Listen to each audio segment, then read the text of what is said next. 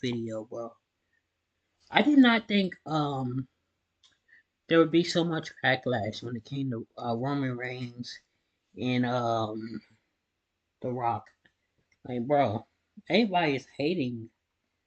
Like, everybody hates the match. Like, not the fans and the crowd and stuff like that, but like people online, they hate what's going on and what's about to happen. But the thing is, Cody Rhodes supposed to win the Rumble. He got injured. He lost. Cody won. Cody wasn't supposed to win. Um, they giving Cody the championship early because he has to beat The Rock. He has to beat Roman, and they don't want him to beat Roman at WrestleMania because the Roman and The Rock supposed to happen at WrestleMania. Case cold. So if you want to blame somebody, just blame CM Punk because he got injured and he messed the whole landscape up. Um. Anyways, let's get right into it. Your W-2 and file your taxes 100% free with TurboTax Free Edition. What is going on, guys? It is Wrestlemania here, back with some more news. Join us now as we look at this week's edition of SmackDown, as well as the wildest news stories and rumors you need to know, including The Rock vs. Roman Reigns is on, the WWE Universe is furious, things get worse for Vince McMahon, and AEW star charged with aggravated assault, and much more. Be sure to subscribe and hit that notification bell for daily wrestling videos, and follow us on Facebook for exclusive lists. Also check out our new videos on Wrestlemania Shorts.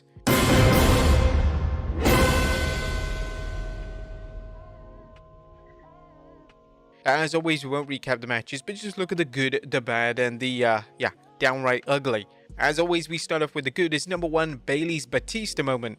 Sometimes it's good to revisit the classics, as seen by the WWE recreating the famous moment when Batista had to choose between challenging JBL at WrestleMania or opting to challenge his faction mate Triple H. The parallels were fun to watch as Bayley, like Batista, overheard that she was being set up. Of course, there were differences in that Triple H made Batista think JBL had tried to run him over with his limousine, and here Damage Control was mocking Bayley behind her back. However, in both cases, Batista and Bayley went into the announcement knowing that they'd been played, and both wrestlers turned the tables. Here, Bayley delivered a poignant promo about how she'd done so much in Damage Control, only for Io Sky to turn her back on her when her friends Asuka and Kairi Sane joined the group.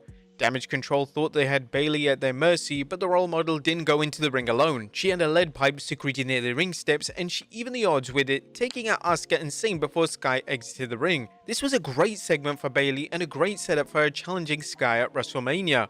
Number 2, B-Fab joins Lashley and the Profits. Now, it was good to see the WWE finally even the odds between Bobby Lashley and the Street Profits against the Final Testament, adding B-Fab to the mix. The WWE teased some sort of involvement between B-Fab and Lashley's faction, only to seemingly drop the angle. And now things are even and fans have even more reason to get invested in this feud.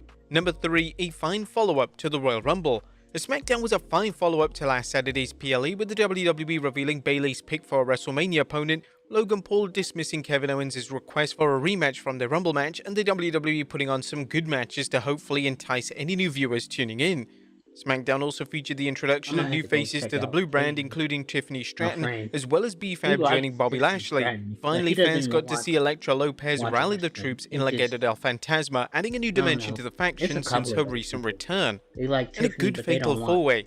Are you still only getting a job on your birthday? Then you need the new and improved Fleshy Pro 2.0. It's the automatic. And while there weren't many matches on the show, the WWE made sure that everyone was good. One match stood out, the Fatal 4-Way involving Pretty Deadly, the LWO, Legado del Fantasma, and British Strong Style. It's a situation we've discussed before, the abundance of good teams on the Blue brand. The downside is that the WWE only has one tag title for 2 brands. That needs to change so fans can get more matches like this and have teams vying for something substantial rather than a future consideration. As good as Triple H's booking can be, more on that later, he still has to find a way to utilize the many talents he's assembled on Raw and SmackDown. That was good. What about the bad? As number 1, does SmackDown really need Tiffany Stratton? And don't get us wrong, we're totally, no pun intended, on Team Totally Tiff. Stratton has emerged as one of WWE's best female stars on NXT, and it's great to see her hit the main roster. However, SmackDown isn't the place for her, as the Blue brand already has abundance of main event players, even with the already returning Naomi. Unless the WWE plans to shoot Stratton straight into the main event, which could backfire as fans resent her pushover on SmackDown's neglected women's undercard, she would do much better on Raw. Number Right. 2 are But Grayson Waller and they probably Austin gonna Theory say Logan's Jade flunkies, to or Raw. how the mighty have fallen. Grayson Waller has gone from a shooting star to a supporting player in Kevin Owens vs Logan Paul's feud.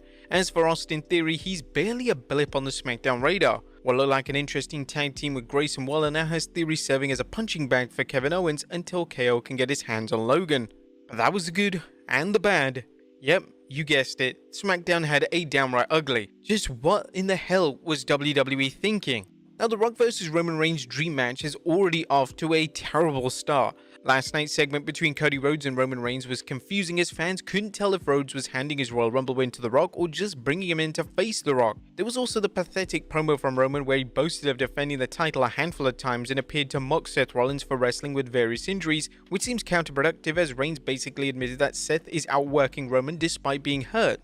Now, I don't know what Triple H was smoking, but just in one segment, he made the Royal Rumble and Money in the Bank absolutely pointless. Why have those events when The Rock can just swoop in and come in and take a title shot? It just made no sense whatsoever. We don't even know what's worse about that segment. Either Cody just handing over his title match to The Rock, or Roman just defecating on Rollins and his belt. I mean, WWE doing all this just seems to scream that Reigns will retain at WrestleMania just so that he can go another year with the belt, eventually beating the record for the most days as WWE Champion. Is it really worth it? The one I feel for the most is Cody Rhodes. I mean, poor Cody, man. Dude has won 2 Royal Rumbles and still he cannot finish his damn story. I don't know. What do you guys think? Let us know in the comments down below. I mean, now you let's right move this, on to but the this is news. funny. Now, first story looks at Rock vs Reigns officially on. On top of today's news is that it looks like The Rock vs Roman Reigns is happening at WrestleMania 40. And while the match actually hasn't been confirmed, the WWE is holding a press conference this Thursday in Las Vegas, and it's expected that the match will be announced there. In addition, The Rock spoke with the fans attending SmackDown after the show ended, saying, well, it's become very clear and evident to The Rock that when you want to create something iconic and when you want to create something magical, you come to the Magic City. This is a city deep in history, and ladies and gentlemen, boys and girls, I'm happy to tell you that tonight, all of us, tonight we made history here in Birmingham, Alabama. Birmingham, I thank you and I love you if you smell what The Rock is cooking. Recent reports suggest that the WWE was still uncertain whether this match would happen until just a few days ago. According to Meltzer, Dwayne pushed super hard for it. The card changed when Punk and Brock were out and all the dominoes fell. Dwayne already wanted it and they felt they now needed it as well. Felt this was better to change the news flow away from Vince. Did The Rock, who is now a member of TKO Holdings board of directors, feel that this was what the company needed? If so, it suggests how seriously The Rock is taking his new role at TKO. According to Meltzer, The Rock changed his own plans for facing Roman. Cody was the plan. Dwayne was going to face him later, maybe next year's Mania, maybe Saudi. Shit happens with Vince and Punk. The Vince things ends up worse than they thought and they changed the plan. I literally didn't know until yesterday that it could change, and then I was told it was under lock. 100% it was Punk versus Seth and Cody versus Reigns until Punk got hurt. What do you guys think of this incredible turn of events? Let us know in the comments down below.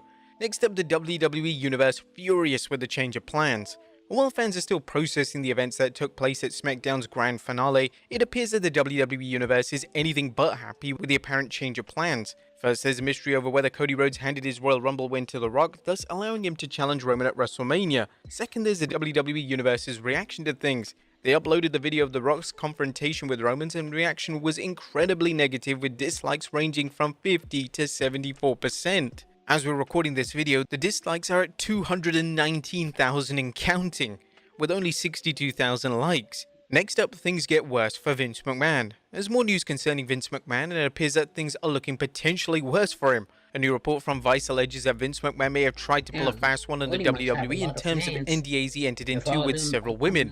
Further complicating the issue and potentially increasing McMahon's legal exposure is that, according to a person familiar with the situation, McMahon had secretly had the NDAs drafted and entered into them without WWE's knowledge, which is why when the company became aware of his hush money payments, it had to issue revised earnings statements. There were other problems too. Carrie Goldberg, an attorney who represented some of Harvey Weinstein's victims, provided an analysis. Goldberg noted that other issues with the NDA, among them that the copy Grant filed in federal court in Connecticut wasn't actually signed by McMahon in either his personal capacity or role as then chair of WWE. Normally, all parties would receive an executed copy of the contract. According to a source familiar with the matter, though, the contract was in fact executed with McMahon secretly signing on both his behalf and that of WWE after seeking counsel from his longtime attorney, Jerry McDevitt, a seeming conflict of interest Goldberg called bizarre. Keep in mind that the facts have not been determined in a court of law, but so far, things seem to be getting worse for McMahon. Next up, an AEW star charged with aggravated assault. That's bad news for AEW star Cash Wheeler, as the state of Florida is officially charging him with aggravated assault over the alleged incident that occurred last July between him and a motorist. Ringside News noted the arrest stemmed from a Wrestling News recently pointed out that SmackDown superstar Humberto is now known as Berto. This is by no means the first change to Berto, as he's gone from Humberto Carrillo and Humberto. Likewise with his tag partner Angel Garza, who's also been simply called Angel. What do you guys think of the name change? Let us Angel know in the and comments down Berto. below, and I'll see you next time with some more wrestling content. I was just saying they should call him Humberto Carrillo earlier on today. Now it's just Berto. So, okay. Interesting.